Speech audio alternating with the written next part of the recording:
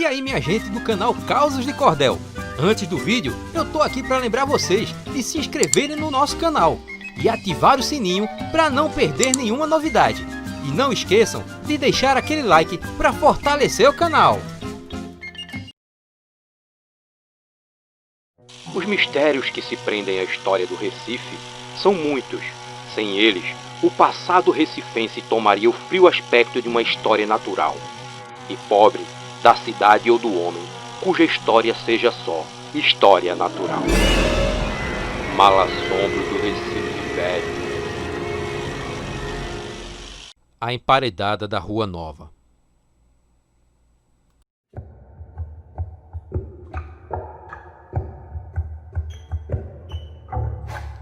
Senhor Vilela e sua esposa Bernadette já dormiam naquela madrugada fria.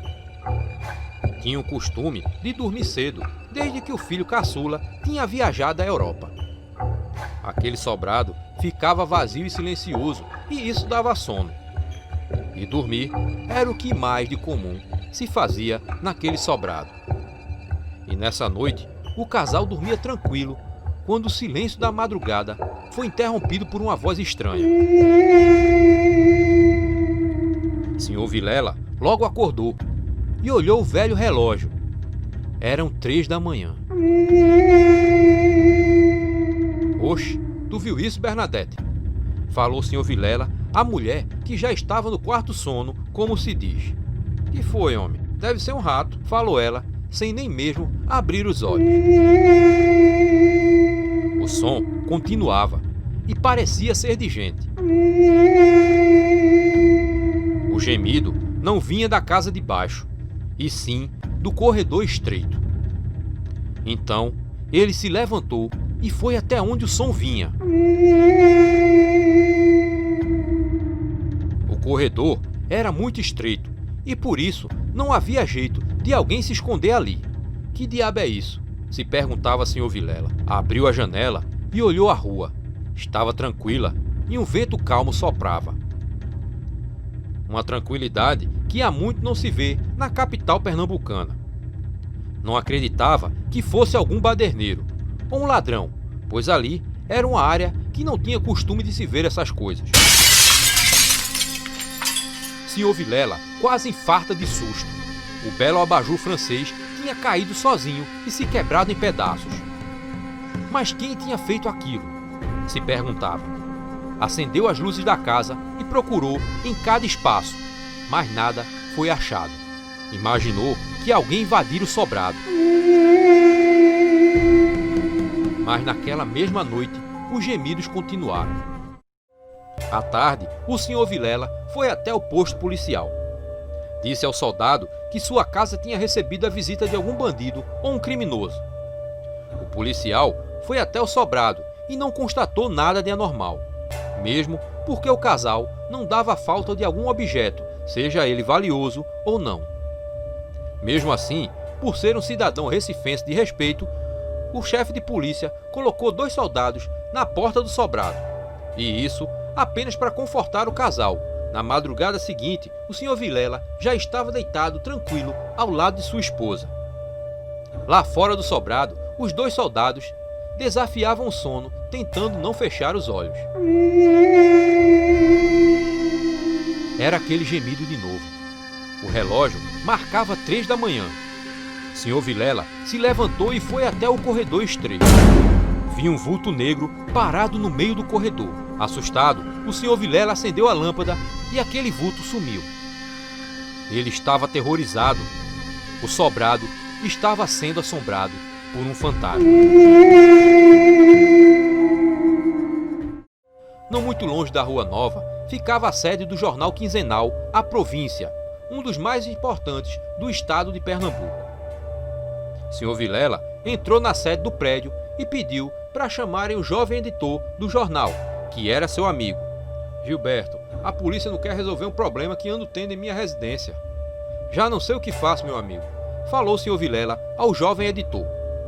Mas o que houve, senhor Vilela? Ladrões? Perguntou Gilberto. Antes fosse, meu amigo, mas quem anda invadindo minha casa todas as madrugadas é uma assombração. Quando bate 3 horas da manhã, começam a gemer. Já faz uma semana isso e a polícia diz que não pode fazer nada.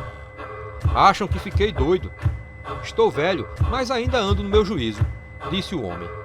Assombração? E você chegou a ver? Perguntou Gilberto, já interessado. Sim, mas quando acendi a lâmpada, o vulto sumiu. Sou assinante desse jornal há 50 anos. Veja o que pode fazer por mim, meu amigo. Falou o velho. Senhor Vilela, eu vou fazer o seguinte. Essa noite eu vou passar em sua casa para analisar esse caso, disse Gilberto. Naquela tarde, Gilberto se despediu do amigo, prometendo passar em sua casa antes das 8 da noite. Perto do horário marcado, Gilberto ia no rumo à casa do Sr. Vilela. Preferiu não ir de bonde, pois assim ia vendo a cidade do Recife. Amava aquela cidade, suas ruas e avenidas. Sabia que muitas histórias se escondiam entre elas. E não só a história natural, mas aquela que não tem explicação. E quem visse aquele jovem rapaz andando pela rua no tarde da noite podia julgar ser algum estudante boêmio da Faculdade de Direito que ficava bem perto dali. Gilberto tinha trabalhado no Diário de Pernambuco e, a pedido do próprio governador do estado, assumiu a direção de seu atual trabalho no jornal A Província.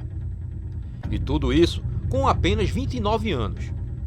O que não faltava para Gilberto era a inteligência. Mas casos como aquele que estava prestes a encarar despertavam seu interesse num misto de medo e curiosidade. Sempre tinha ouvido aqueles tipos de histórias de assombração desde criança, mas nunca teve a chance de ver algo. Sempre eram os outros que viam. Mas talvez, naquela noite, isso fosse mudar. Já na casa do amigo, na sala de visitas, Gilberto e o casal conversaram sobre vários assuntos relacionados a acontecimentos sobrenaturais na cidade do Recife. E logo, o sono começava a pegar o casal de idosos. Sr. Vilela e Bernadette mostraram o quarto do filho caçula, que estava de viagem. Fique à vontade, Gilberto, falou Bernadette. Obrigado, vou apenas me sentar e esperar pelos sons estranhos, falou Gilberto. Sentado na cama, estava um pouco temeroso. Não sabia se estava pronto para ver uma assombração. Mas de todo jeito, acabou dormindo. Gilberto, acorde! Acorde! Começou! Era o Sr. Vilela, junto da esposa, acordando ele. Foram até o corredor, mas não havia nada ali. O gemido vem daqui, mas sempre que eu chego, o barulho para, falou o Sr. Vilela. Deixa eu acender a lâmpada, falou Bernadette. Não, pode deixar apagado mesmo, dona Bernadette, disse Gilberto, olhando para as paredes daquele corredor. Um vulto negro estava bem atrás de Gilberto. Está atrás de você, disse o Sr. Vilela, mas ao se virar, Gilberto não viu nada. Como era esse vulto? Perguntou ele. Era como uma sombra, falou o Sr. Vilela. Uma sombra? Perguntou Gilberto, pensando que aquilo poderia ser apenas fruto da imaginação daquele casal.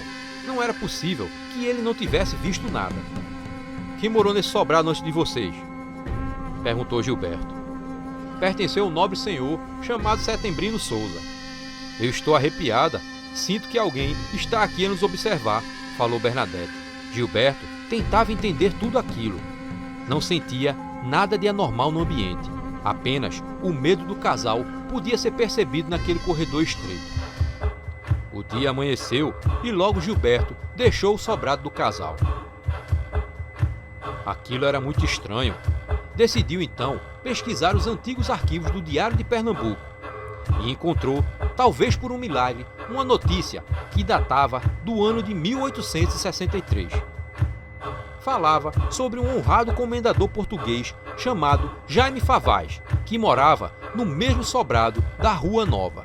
Continuou na busca de outras edições que falassem daquele senhor, e logo lhe surgiu outra notícia.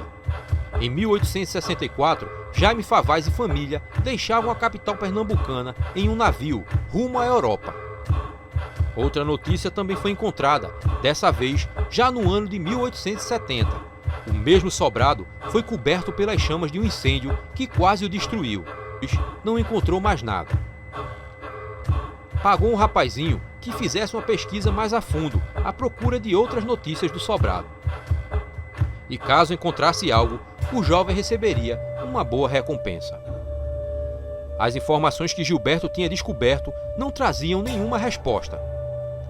Foi quando decidiu recorrer aos cartórios e, pesquisando os registros e escrituras do sobrado, confirmou que ele pertencia ao comendador português Jaime Favaz e, décadas depois, passara a ser propriedade de um cidadão recifense chamado Setembrino Souza.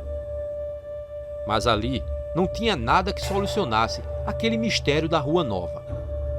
Os primeiros a morar naquele lugar, depois do incêndio, era o atual casal, Senhor Vilela e Dona Bernadette. Foi quando lembrou do corredor estreito, pequeno demais para um sobrado daquele tamanho. Gilberto conhecia muitos sobrados ali no Recife e sabia de muitas das características deles. Tinha achado o banheiro do andar de cima muito irregular. Decidiu então voltar pela manhã ao sobrado. Já no local, bateu na parede do corredor e ouviu que o som era diferente da batida nas outras do sobrado. "Posso quebrar essa parede?" perguntou Gilberto ao casal, já com uma marreta nas mãos. E após a primeira marretada, se viu um buraco. Lá dentro, eles viram uma pia. Assim, se descobriu os restos mortais de uma jovem que havia sido emparedada no banheiro. E qual não foi a surpresa ao ver que ela estava esperando uma criança em seu ventre. A macabra história logo se tornou famosa, ficando conhecida no Recife como a emparedada da Rua Nova. Os restos mortais daquela mulher foram enterrados. E desde então, a assombração pareceu acalmar. Gilberto supunha que aqueles restos mortais eram da jovem filha do senhor Jaime Favaz, morta e emparedada por ele mesmo. Os causos mal-assombrados do YouTube viraram livro. Causos mal-assombrados. Mergulhe nos mistérios que se escondem nos causos de assombração do canal do YouTube Causos de Cordel. Seres lendários como lobisomens e entidades das matas estão aqui em histórias assustadoras. E também a criatura pálida, ser que já faz parte de uma nova mitologia do canal. O livro traz ainda notas com curiosidades e informações sobre alguns dos causos. Uma leitura cheia de nostalgia que evoca os tempos em que nossos pais e avós nos contavam causos mal-assombrados. Adquira já o seu e-book no Amazon, link na descrição. Olá, minha gente, aqui é o Rui Henrique, animador e escritor do canal Causos de Cordel. Se você tem um caos mal-assombrado, você vai enviar para este e-mail que está aparecendo no vídeo. Mas atenção, a história tem que estar bem escrita e ser muito assustadora. Se você quiser enviar um vídeo contando sua história, também pode. Estamos preparando o novo quadro Histórias Mal-Assombradas dos Inscritos. Então, não perca tempo, envie logo sua história.